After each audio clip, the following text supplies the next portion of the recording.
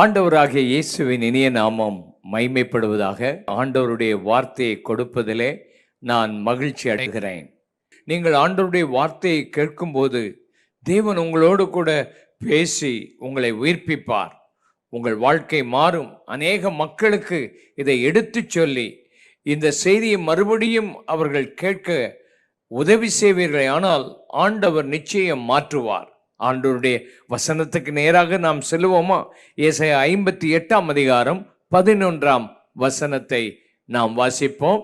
கர்த்தர் நித்தமும் உன்னை நடத்தி மகா வறட்சியான காலங்களிலும் உன் ஆத்துமாவை திருப்தியாக்கி உன் எலும்புகளை நினமுள்ளதாக்குவார்.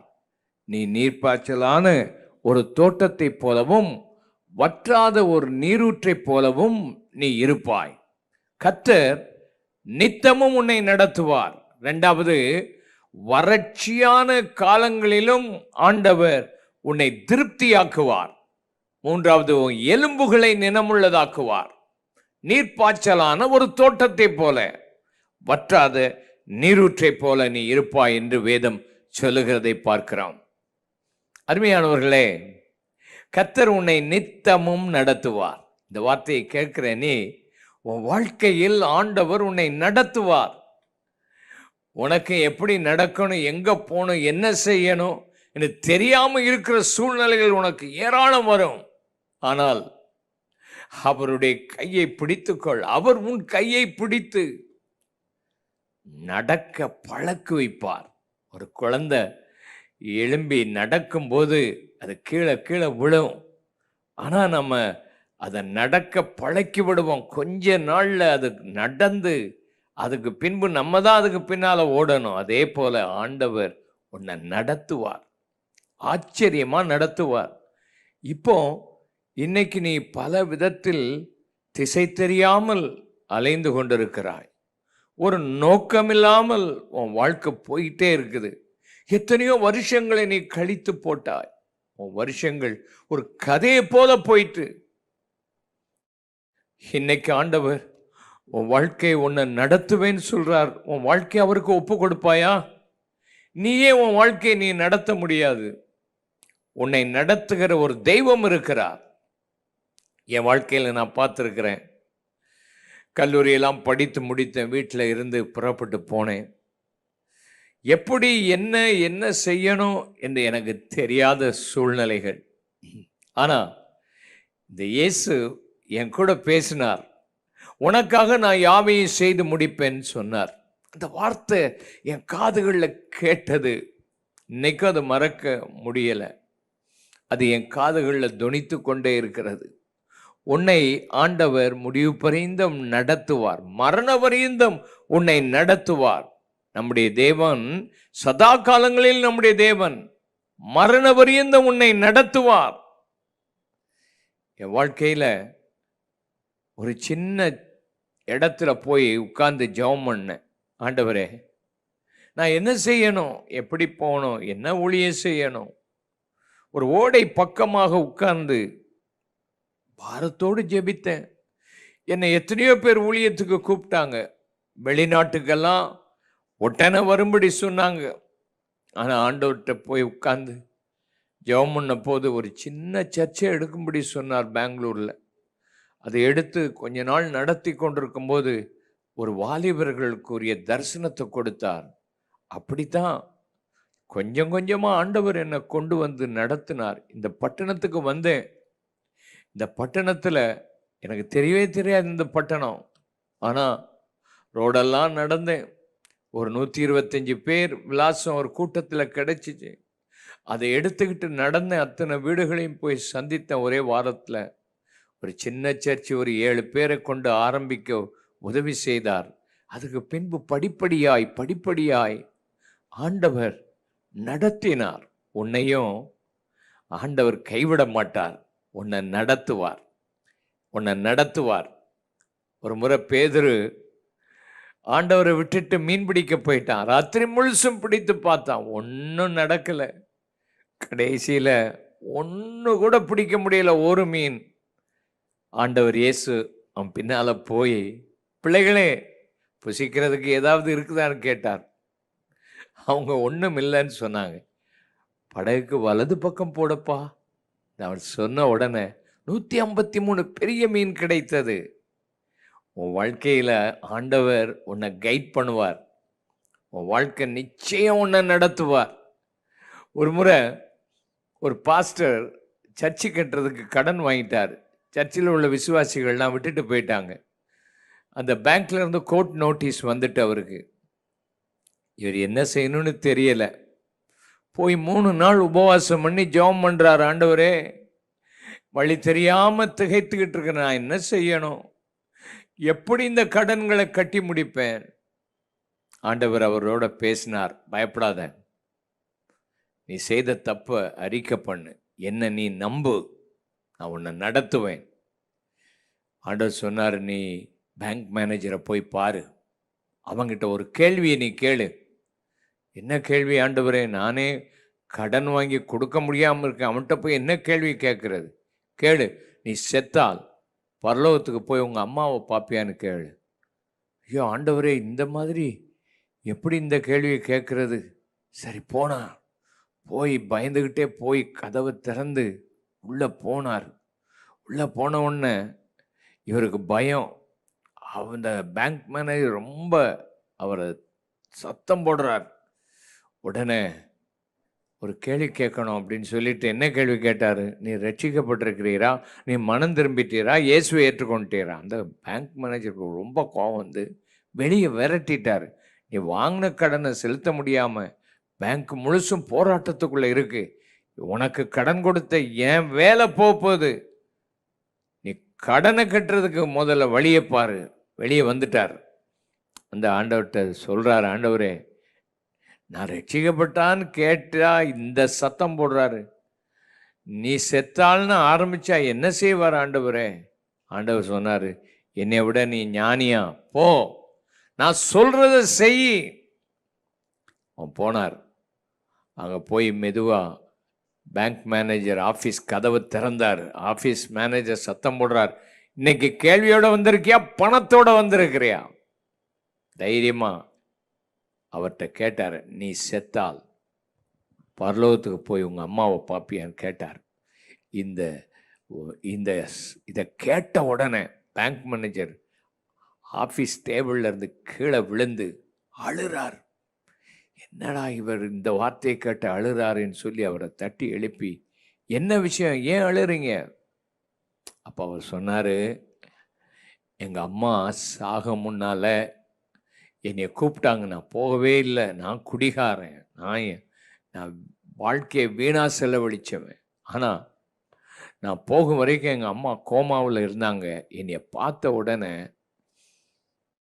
கண்ணை திறந்து என் சத்தத்தை கேட்டு இந்த கேள்வியை தான் கேட்டாங்க, நீ செத்தா பரலோகத்துக்கு வந்து என்னைய பார்ப்பியா?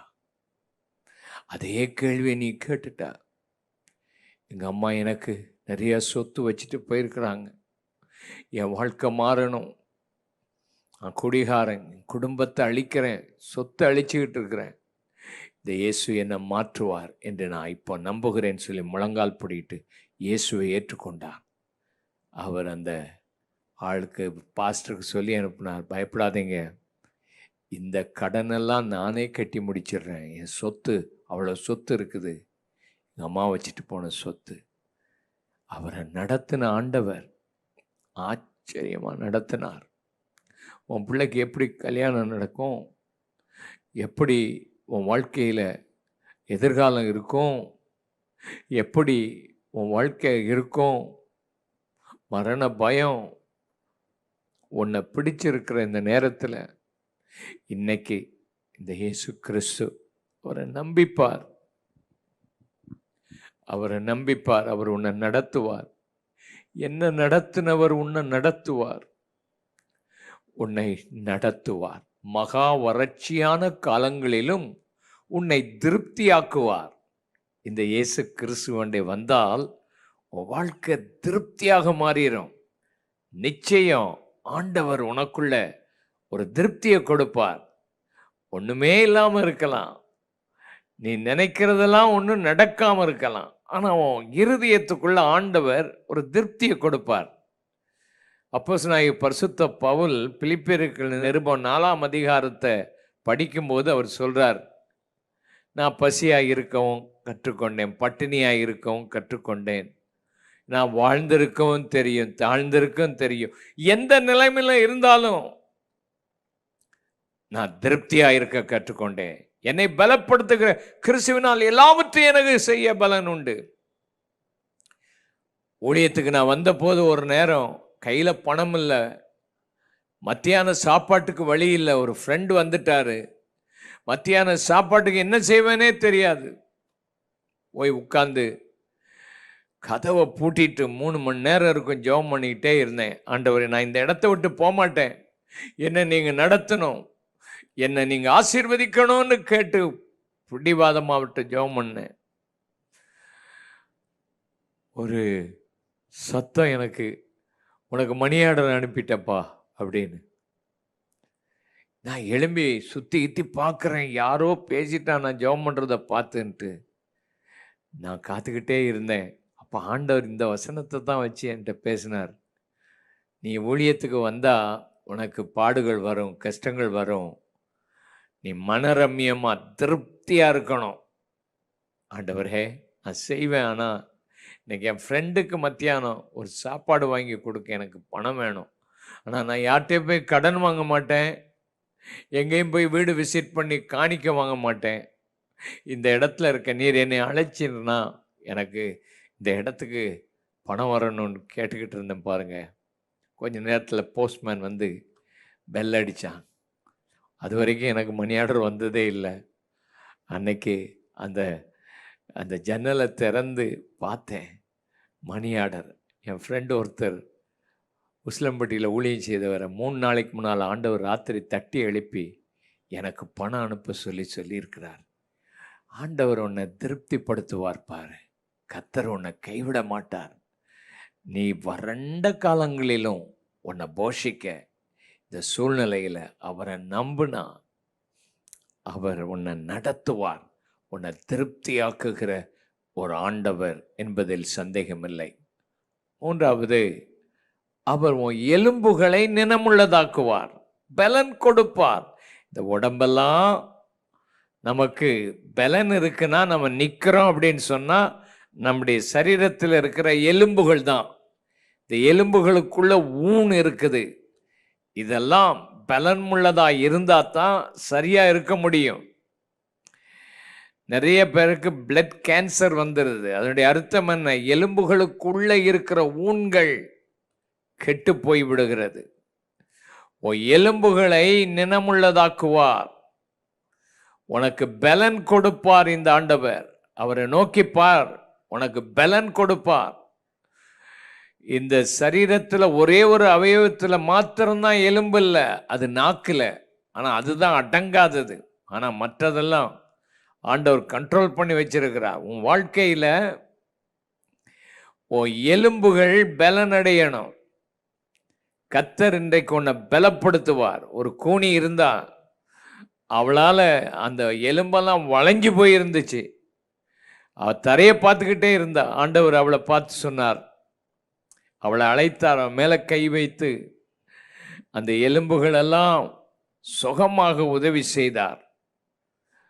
பெட்டி பாக்ஸ்டர்ன்னு ஒரு அம்மா இருந்தாங்க. அந்த அம்மா தலை குனிஞ்சி முழங்காலில் தான் இருக்கும், எழும்ப முடியாது, படுக்கையிலே இருந்தாங்க. ஆனால் அந்த அம்மா ஜெபம் பண்ணாங்க, ஆண்டவர் தன்னை தொடணும்.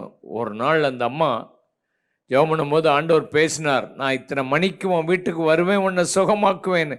அந்த அம்மா உடனே ஷூ எல்லாம் வாங்கிட்டு வர சொல்லி, தன்னுடைய ட்ரெஸ் எல்லாம் வாங்கிட்டு வர சொல்லி ரெடியாக காத்திருந்தாங்க. கரெக்டாக ஆண்டவருடைய பிரசன்னம் அந்த அம்மாவுடைய அறைக்குள்ள வந்துச்சு. அந்த எலும்புகள் எல்லாம் ஒட்டைந்தது, சரியா நேராக வந்தது, எழும்பி நடந்துட்டாங்க. அந்த அம்மாவை நானே என் கண்கூடாக 1976 ஆண்டு அந்த அம்மாவை வச்சு ஒரு கூட்டம் இந்த பட்டணத்தில் நடத்தினேன். திரளான மக்கள் வந்தாங்க. இன்னைக்கு உன் எலும்புகளை சுகமாக்குவார். கண்களை மூடி இப்போ ஜெபம் பண்ணுவோம். உன் வாழ்க்கையில் உன்னை நடத்துவார், உன்னை திருப்தியாக்குவார், உன் எலும்புகளை நினமுள்ளதாக்குவார். உன் வாழ்க்கையை உறுதிப்படுத்துகிற ஒரு ஆண்டவரை நீ பார்ப்பாயாக. கர்த்தர் உன் வாழ்க்கையில அற்புதத்தை செய்கிறார். இந்த ஆண்டவர் மகிமையானவர், வல்லமையுள்ளவர், மகத்துவமானவரை நீ இன்னைக்கு ஏற்றுக்கொள். அவர் அண்டை வா. அவர் உன்னை நடத்துவார், உன்னை திருப்தியாக்குவார், உன் எலும்புகளை நினமுள்ளதாக்குவார். நீ விசுவாசித்து பார். என் வாழ்க்கையில் நான் அவரை விசுவாசித்த போது இந்நாள் வரைக்கும் நடத்தின அந்த தெய்வம் உன்னையும் நடத்துவார், உன்னை திருப்தியாக்குகிறார். நீ ஏன் சாகணுமா? நீ ஏன் ஆண்டவரை விட்டுட்டு போகணும்? நீ ஏன் ஆண்டவரை நம்பாமல் போய் கொண்டிருக்கிறாய்? இன்றைக்கு ஆண்டவர் உன் மேல தம்முடைய கரத்தை வைத்து உன்னை இழுத்து கொள்ளுகிறார். அவர் உன்னை நேசிக்கிறார், உன்னை கைவிட மாட்டார், உன்னை நடத்துவார். அவர் உன்னை நடத்துவார், அவர் உன்னை நடத்துவார். வெட்கப்பட்டு நீ போவதில்லை. அவர் உன் கரத்தை பிடித்திருக்கிறதை நீ விசுவாசி. பள்ளமான சூழ்நிலையிலும் மேடான சூழ்நிலையிலும் தடைகள் வந்தாலும் நடத்துகிற கர்த்தர், செங்கடலை பிளக்கிற கர்த்தர், யோர்தான் நதியை பிளந்து விடுகிற கர்த்தர், வனாந்திரத்தில் உன்னை நடத்தி செல்கிற தேவன் உன்னை திருப்தியாக்குவார். வானத்தின் மன்னாவை பொழிந்தருளின ஆண்டவர் உன்னை திருப்தியாக்குவார். கன்மலையின் தண்ணீரை கொடுத்து உன் தாகத்தை தீர்த்து உன்னை திருப்தியாக்குவார். காடைகளை கொண்டு வந்து திருப்தியாக்குவார், கைவிட மாட்டார். இன்னைக்கு ஆண்டவர் உன்னை தொடுகிறார். அவர் அண்டை வா. இந்த இயேசு நல்லவர், இந்த இயேசு அற்புதமானவர். உன் வாழ்க்கையில அநேக அற்புதங்களை நீ பார்க்க போகிறாய். ஆண்டவர் உன்னை ஆசீர்வதிப்பார். எல்லாரும் ஆமேன் சொல்லுவோமா? ஆமேன். ஆண்டவர் உன்னை செழிப்பான தோட்டமாக்குவார். எப்படி அதை செழிப்பான தோட்டமாக்குகிறார்? வற்றாத நீரூற்றை உள்ளே வைப்பார். ஏதேன் தோட்டம் என்ற ஒரு தோட்டம் இருந்தது. அந்த தோட்டத்தை செழிப்பாக்க ஒரு நதி வந்தது. அது 4 பகுதிகளாக பிரிந்து அது சென்று அந்த தோட்டத்தை செழிப்பாக்கிட்டு, மனிதனை ஆண்டவர் படைத்த போது ஒரு தோட்டத்தில் வச்சார். உன் குடும்பமாகிய தோட்டம் வறண்டு போயிட்டா? என் என் குடும்பத்தில் வாழ்றனோ தெரியல, எப்படித்தான் என் குடும்பத்தை நடத்துவோமோ தெரியலன்னு சொல்லி விரக்தி அடைந்து உன் வாழ்க்கையில் சோர்ந்து போயிருக்கிறாய். உன் குடும்பம் ஒரு வற்றாத நீரூற்று வேணும். அதுக்குள்ள உன் தோட்டம் மறைவு கட்டப்பட்ட தோற்றமாக இருக்கணும். அது ஒரு கிணறு அந்த தோட்டத்துக்குள்ளே இருக்கணும். வாசனை நிறைந்த மரங்கள் அதில் இருக்கணும். கனி நிறைந்த மரங்கள் இருக்கணும். ஏன்? அங்கே ஒரு ஊற்று இருக்குது. பரிசுத்த ஆவியானவர் தான் உனக்கு தேவை. உன்னால் இந்த ஆண்டவரை அறிய முடியல, தெரிய முடியல. ஆண்டவர் உன்னை நடத்தி உன்னை ஆச்சரியமாக நடத்துவார் பாரு. உனக்குள்ள ஒரு நீரூற்று ஆண்டவர் வைப்பார். அதான் பரிசுத்த ஆவியானவர். அருமையானவர்களே, இயேசு கிறிஸ்து சமாரியா பெண்ணை சந்தித்தார். அவள் தண்ணி எடுக்க வந்தா. அவளை பார்த்து ஆண்டவர் சொன்னார், நான் உனக்கு ஜீவ தண்ணீரை கொடுப்பேன். அப்போ அவள் சொன்ன, ஆண்டவரே, நான் இந்த இடத்துக்கு வராமல் இருக்கிறதுக்கு அந்த ஜீவ தண்ணீரை எனக்கு கொடுப்பீங்களா? ஆண்டவர் சொன்ன, புருஷனை அழைச்சிட்டு வா. அவள் சொன்னா, எனக்கு புருஷன் இல்லையே. இல்லை, உனக்கு 5 புருஷர்கள் இருந்தாங்க, இப்போ உன் கூட இருக்கிறவனும் புருஷன் இல்லை.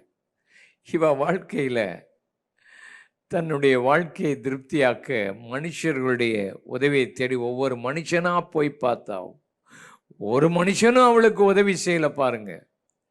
அவங்களெல்லாம் விட்டுட்டு இன்னொரு மனுஷனை அப்படியே புருஷனாக அவ சும்மா வச்சிருக்கிற ஒரு பயங்கரமான வாழ்க்கை வாழ்ந்தவா.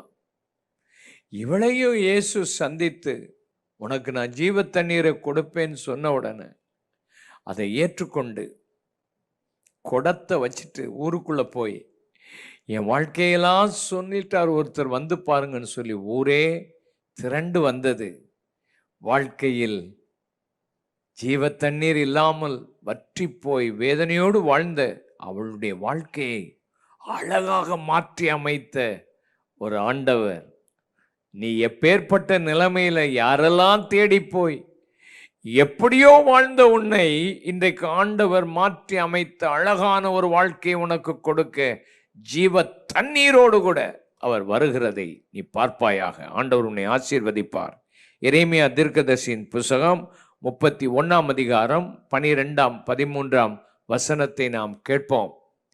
சீயோனின் உச்சியிலே கெம்பீரித்து கர்த்தர் அருளும் கோதுமை, திராட்சரசம், எண்ணெய், ஆட்டுக்குட்டிகள், கன்றுக்குட்டிகள் என்பவைகளாகிய இந்த நன்மைகளுக்காக ஓடி வருவார்கள். அவருடைய ஆத்துமா நீர்ப்பாய்ச்சலான தோட்டம் போல இருக்கும். அவர்கள் இனி தொய்ந்து போவது இல்லை. அப்பொழுது கன்னிகைகளும் வாலிபரும் முதியோரும் கூட ஆனந்த களிப்பாய் மகிழ்வார்கள். நான் அவர்கள் துக்கத்தை சந்தோஷமாக மாற்றி அவர்களை தேற்றி அவர்கள் சஞ்சலம் நீங்க அவர்களை சந்தோஷப்படுத்துவேன் என்று சொல்லுகிறார். இஸ்ரவேல் ஜனங்கள் ஆண்டவருக்கு விரோதமாக பாவங்களை செய்து சிறைப்பட்டு போன வாழ்க்கையை பற்றி பேசிக்கொண்டே வந்த பின்பு சிறையிலிருந்து அவர்கள் திரும்பி வரும்போது அவருடைய வாழ்க்கை எப்படி இருக்கும்? நீ ஒரு சிறைப்பட்டு போன வாழ்க்கை வாழ்ந்து கொண்டிருக்கிறாய். பாவத்துக்கு அடிமையாகிவிட்டாய். எத்தனையோ வியாதிகளுக்கு நீ அடிமையாகிவிட்டாய். உன் துக்கத்துக்குள்ள நீ ஆழ்ந்து போயிருக்கிறாய். ஆண்டவர் உன் துக்கத்தை சந்தோஷமாக மாற்றுவேன்னு சொல்றார். உன் சஞ்சலம் நீங்கும். உன்னை ஆண்டவர் எல்லாவித நன்மைகளினாலும் உன்னை நிரப்புவாரமா. இந்த ஆண்டவர் உன்னை ஆச்சரியமா உன் துக்கத்தை சந்தோஷப்படுத்த இன்னைக்கு பேசிட்டு இருக்கார். எந்த துக்கம் உன்னை ஆழ்த்தி இருக்குது, எந்த துக்கம் உன்னை வேதனைப்படுத்தி, எந்த துக்கத்துக்குள்ள நீ சீர்கட்டு போயிருக்கிறாய், உன் துக்கத்தை ஆற்றுகிற தேவன், ஆறுதல் படுத்துகிற தேவன், பரிசுத்த ஆவியாகிய தேற்றவாளன் தான் உன்னை ஆறுதல் படுத்த முடியும். இன்றைக்கு உன் துக்கம் சந்தோஷமாக மாறும். என் வாழ்க்கையில் நான் பார்த்துருக்கிறேன். எனக்கு கொஞ்சம் பண வசதி இருந்துச்சு, நல்ல வீடு இருந்துச்சு, அப்பா அம்மா இருந்தாங்க, நல்ல சகோதர சகோதரிகள், நல்ல ஃப்ரெண்ட்ஸ், ஊரில் நல்ல மதிப்பு எல்லாம் இருந்துச்சு. ஆனால் என் வாழ்க்கையில் சந்தோஷம் மாத்திரம் இல்லை.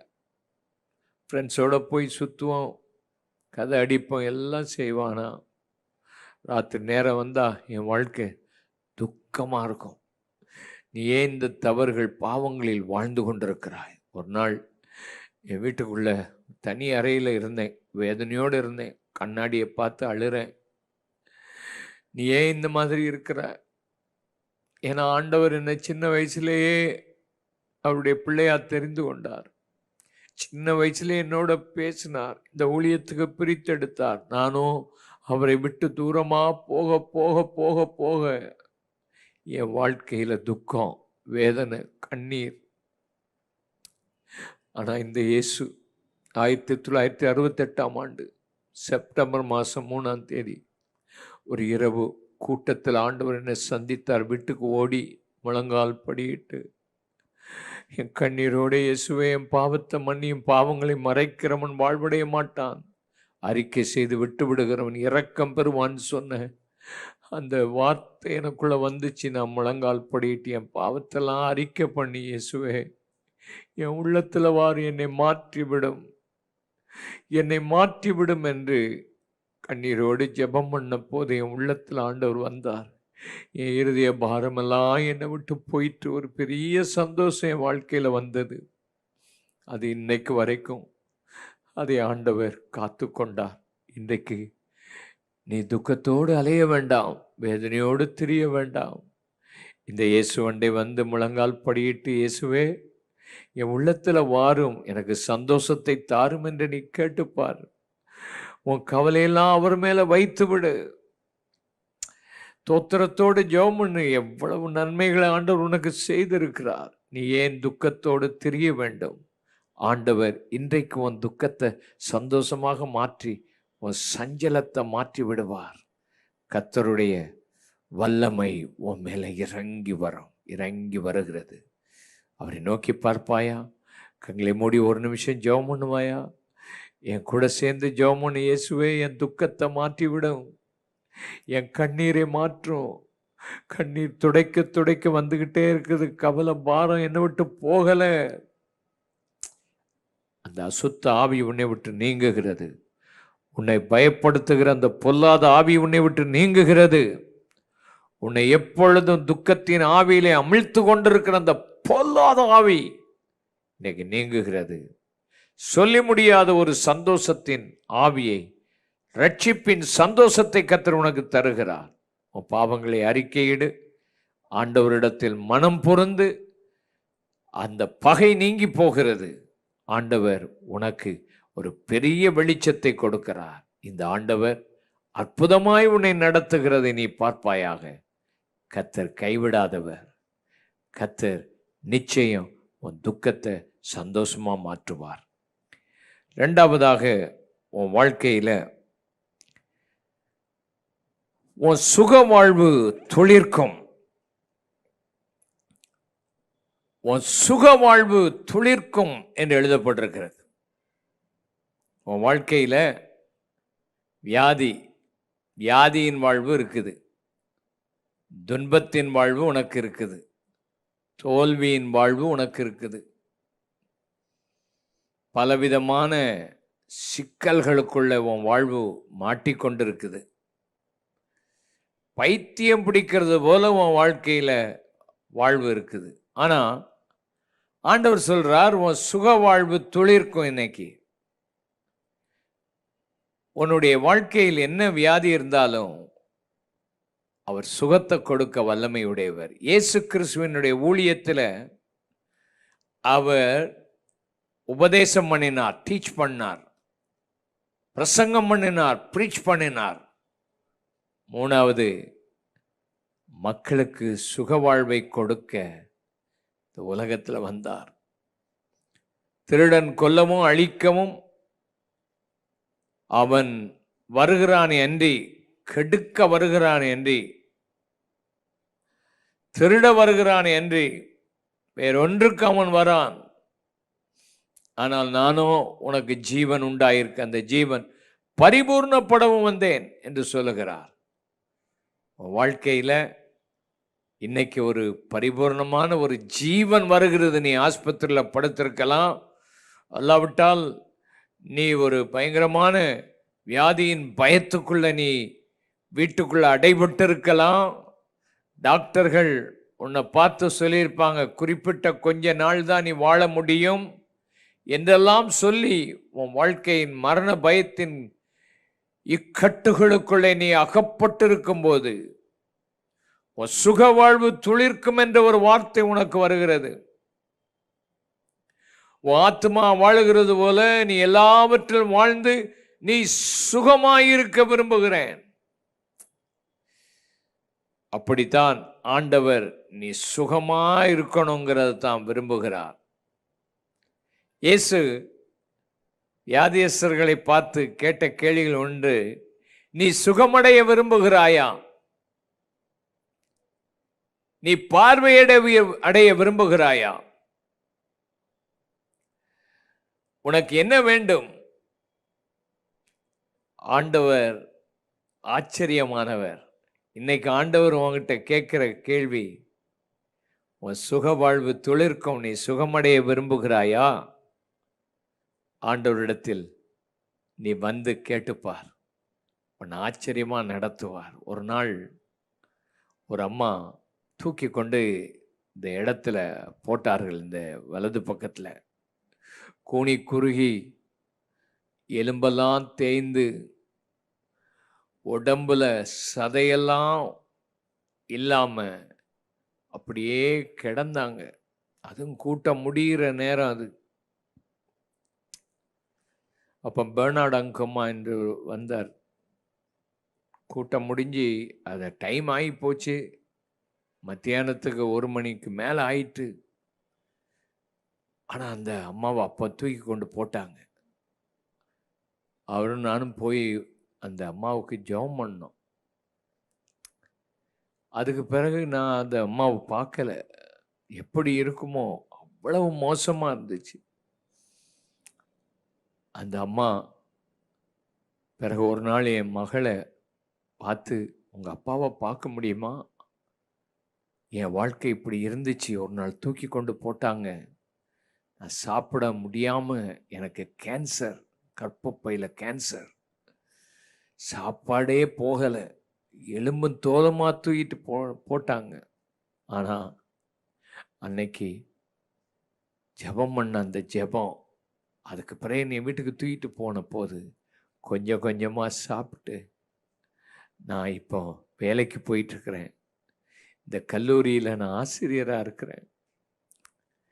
எங்கள் அப்பா இன்னொரு கல்யாணம் கட்டினதுனால அந்த அம்மா என்னை கொடுமைப்படுத்தி சாப்பாடு கொடுக்காம நான் செத்தா சரின்னு என்னை விட்டுட்டாங்க. ஆனால் இயேசு என்னை கைவிடலை. அந்த அம்மாவை நான் பார்த்தேன், சந்தித்தேன், அவங்க சாட்சியை டிவியில் சொல்ல வச்சேன். மதுரையிலேருந்து ஒருத்தர் அதை பார்த்துட்டு, இந்த அம்மாவை தான் நான் திருமணம் பண்ணணும், ஒழுங்கு செய்வீங்களான்னு கேட்டார்.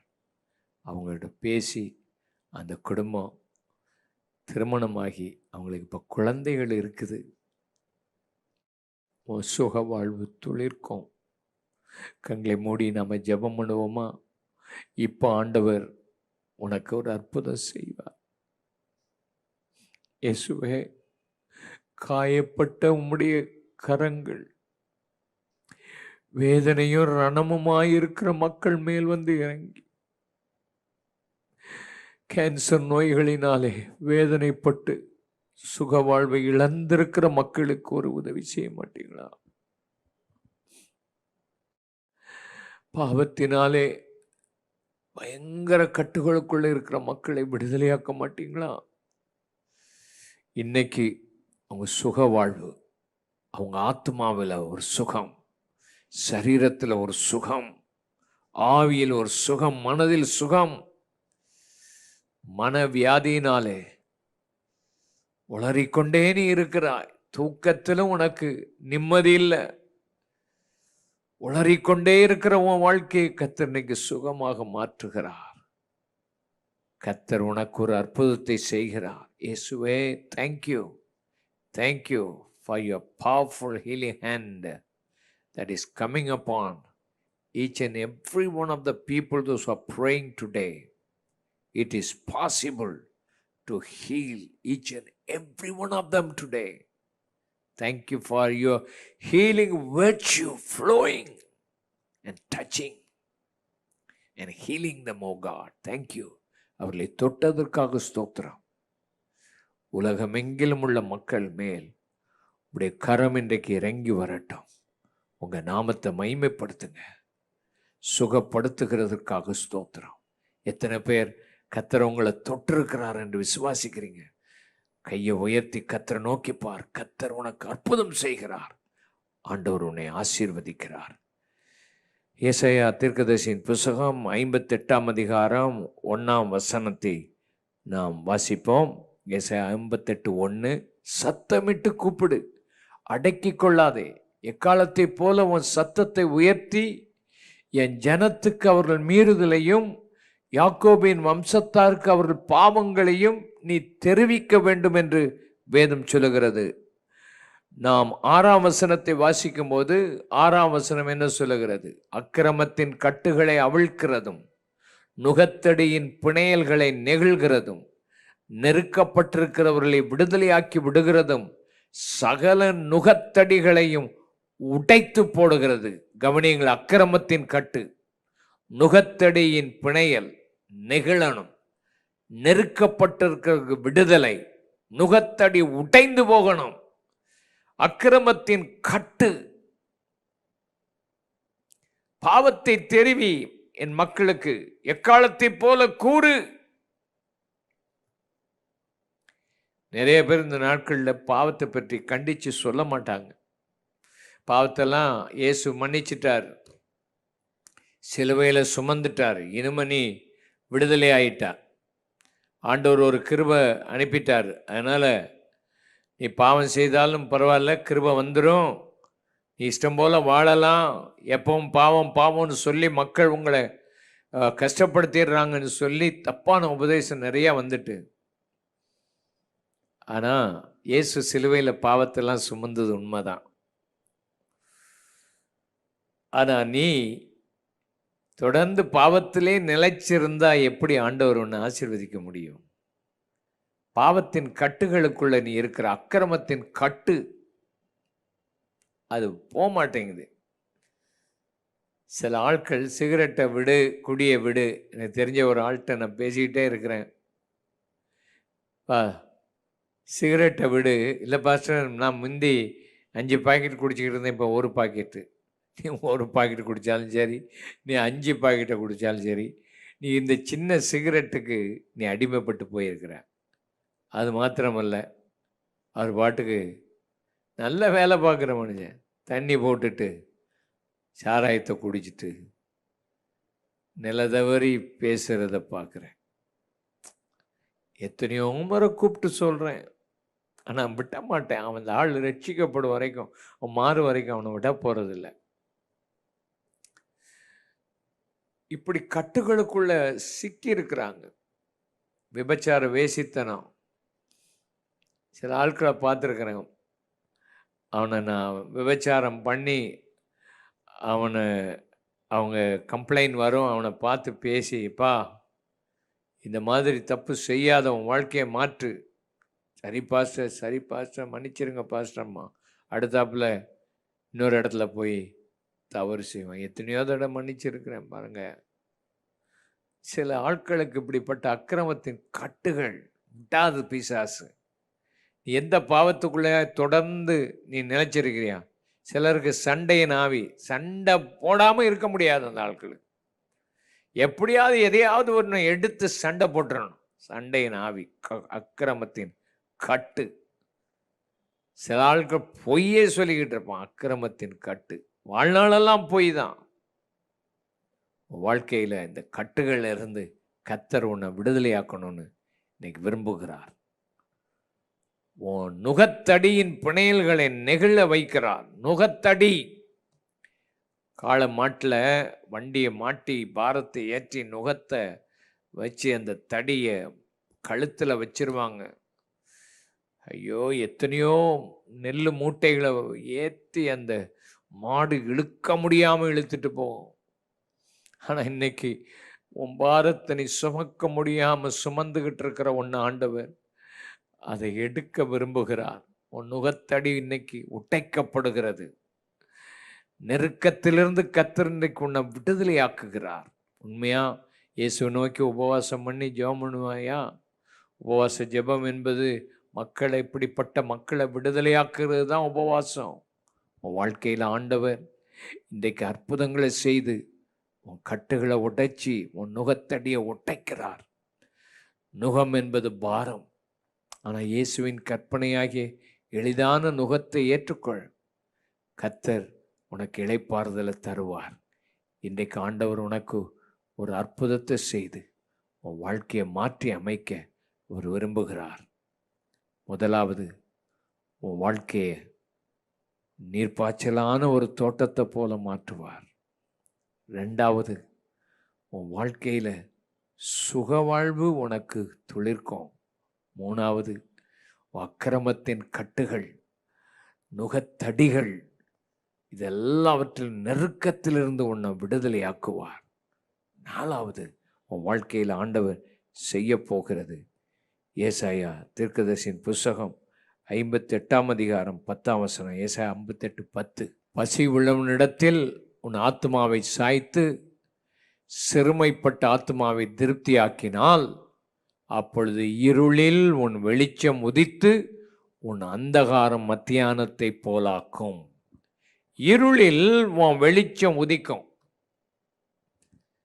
உன் சுகவாழ்வு துளிர்க்கும். இருளில் உன் வெளிச்சம் உதிக்கும். இருள், பாவமாகிய இருள் உன்னை பிடித்து வேதனைப்படுத்தி கொண்டே இருக்கிறது. இந்த இருளில் வெளிச்சம் உனக்கு உதிக்கும். இருட்டை பார்த்துருக்கிற நீ, இருட்டில் போகும்போது எங்கே என்ன இருக்குது, எப்படி இருக்குது, என்ன செய்யணும்னு தெரியாது. அநேகருடைய கண்களை பிசாசானவன் குருடாக்கி விட்டான். மகிமையான அவருடைய சாயலா இருக்கிற இந்த சுவிசேஷத்தின் ஒளி மக்களுக்கு பிரகாசமாய் இராதபடி இப்பிரபஞ்சத்தின் அதிபதியானவன் மனக்கண்களை குருடாக்கி விட்டான். உன் மனக்கண்கள் குருடாகி இருக்குது. என் வாழ்க்கையில நான் பார்த்துருக்கிறேன். பைபிள் என் கையில் இருந்துச்சு. சர்ச்சுக்கு போவேன் ஒழுங்கா, எல்லாம் இருந்துச்சு. பாடர் குழுவில் அங்கி போட்டு சிலுவையை தூக்கிட்டு போகிற ஆள் நான் தான். படுபாவி, எல்லா பாவத்தையும் செய்து கண்ணு குருடா இருந்துச்சு. ரிலீஜியஸ் டியூட்டி செய்கிறதுனால பரலவும் போக முடியாது. உன் கண்ணு திறக்கப்படணும். கண்ணை பிசாசு அடைச்சி வச்சிருக்கிறான். உன் இருளில் வெளிச்சம் உதிக்கணும். உன் இருதயம் திறக்கப்படணும். ஆண்டவர் அப்போதான் அற்புதங்களை செய்கிறத நீ பார்க்க முடியும். ஆண்டவர் சொல்றார், வெளிச்சம் மேல உதிக்கும், மகிமை மேல காணப்படும், பூமி கார்ல மூடி இருக்கும். எழும்பி பிரகாசி, ஒளி வந்தது, எழும்பு. இந்த பாவங்களெல்லாம் விட்டுட்டு, உலக வழிபாடுகளெல்லாம் விட்டுட்டு, சுற்றுச்சூழல் இதெல்லாம் விட்டுட்டு ஆண்டவரை நம்பிப்பாரு. ஐயோ நான் செத்தா யாரு என்ன பார்ப்பாங்க? ஆண்டவர் உன்னை நடத்துகிற விதமே ஆச்சரியமா இருக்கும். தைரியமா இயேசுவை பின்பற்றிப்பாரு. அவங்க என்ன சொல்லுவாங்க, இவங்க என்ன சொல்லுவாங்க, கடைசி நேரத்தில் உனக்கு ஒருத்தரும் உதவி செய்ய மாட்டாங்க. உன் வாழ்க்கையில வெளிச்சம் உதிக்கணுமா? இருளை விட்டு வெளியே வா, பாவத்தை விட்டு வெளியே வா, பாவ கிரியைகளை விட்டு வெளியே வா. ஆண்டவர் வாழ்க்கையில் அற்புதம் செய்வார். நீங்க அப்போஸ்தலர் 26:18 வாசிக்கும் போது, பாவ மன்னிப்பு உனக்கு வேணும். 2வது, நீ பரிசுத்தமாக்கப்படணும். 3வது, ஆண்டவர் உனக்கு வைத்திருக்கிற பரலோக சுதந்திரத்தை பெற்றுக்கொள்ளணும். 4வது, இருளை விட்டு ஒளியின் இடத்துக்கு நீ வரணும். 5வது, சாத்தானுடைய அதிகாரத்தை விட்டு தேவனிடத்தில் திரும்பணும். 6வது, உன் கண்கள் திறக்கப்படணும்.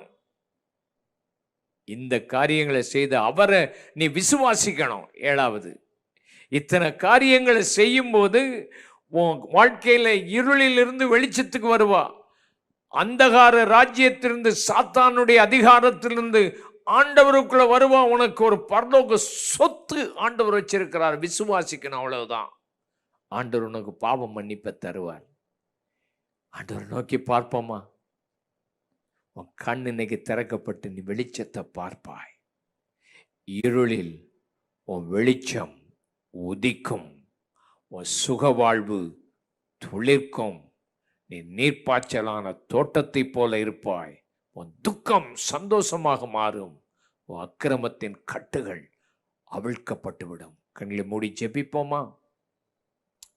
இயேசுவே, என் உள்ளத்துல வரணும்னு கேளு. உன் பாவம் எதுவா இருந்தாலும் சரி, அவர்கிட்ட சொல்லிரு. இந்த ஆண்டவர் உன்னை ஆசீர்வதிப்பார், கைவிட மாட்டார். ஒரு அற்புதம் உனக்கு இன்னைக்கு நடக்கும். நான் சொல்ற இந்த ஜெபத்தை உண்மையா சொல்லுவியா? என் பின்னால சொல்லுங்க. உங்க இருதயம் திறக்கப்படும். உன் கண் தெளிவாகும். உன் வாழ்க்கையில இருள் மாறி ஒரு வெளிச்சம் வரும். உன் துக்கம் சந்தோஷமா மாறிடும். நீ சொல்லி முடியாத ஒரு ஆனந்தம் உனக்கு வரும். பாவக்கட்டுகள் உன்னை விட்டு தானா போயிடும். இயேசு உன்னோடு கூட இருக்கிறார். நான் சொல்ற ஜெபத்தை சொல்லு. அன்புள்ள இயேசுவே, நீர் எனக்காக சிலுவையில் மரித்தீர். நீர் எனக்காக இரத்தம் சிந்தினீர். எனக்காக 3ஆம் நாளில் உயிரோடு கூட எழும்பினீர். இதை நான் விசுவாசிக்கிறேன். என் இதய கதவை திறந்தருளும். என் கண்களை திறந்தருளும்.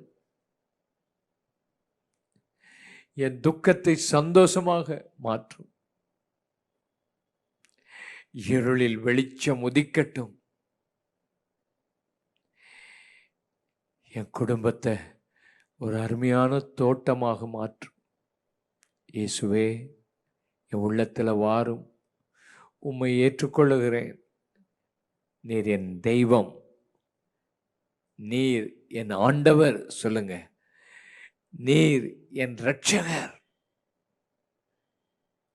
நான் உம்மை விட மாட்டேன். இயேசுவே, உம்முடைய சமூகத்தில் நான் வருவேன், ஜெபம் பண்ணுவேன்,